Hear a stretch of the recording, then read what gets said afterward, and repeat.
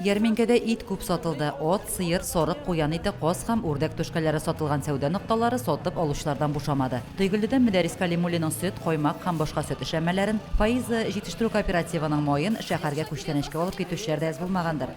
Фаиза кызлары бу ярминкәдә дә мөслимнәрне һәм кайткан кунакларны кайнар чәй һәм коймак, тәм-том белән сыйлады.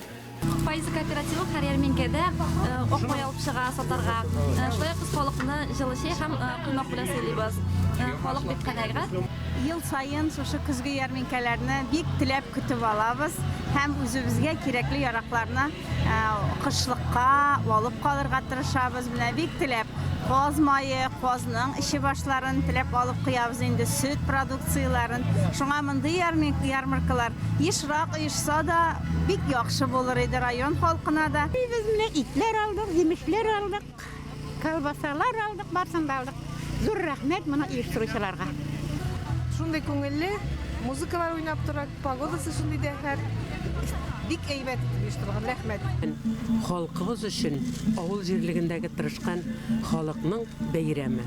Чөнки алар бүген үзләренең җитештергән ризыкларын кулланып, сатуга чыгарып, аның хөрмәтен күрәләр, бәясен беләләр. Ярминкәдә балык сатучылар да булды. Район үзешчәннәре коз өмәсе күренешен күрсәттеләр. Аны карап апа-абыйлар еракта калган яшьлек елларына сәяхәт ясагандыр. Илфират Зәйниев, Гүзәл Галиеваның дәртле җырлары бәйрәмгә тагын бер ямь өстәде. Ярминкәдән һәркем үзенә бетмәс энергия, дәрт, дарман алып киткәндер. Мондый ярминкәләр ешрак булсын иде. Лилия Шәймиева, Ойрат Фазылов, Мөслим телевидениесе.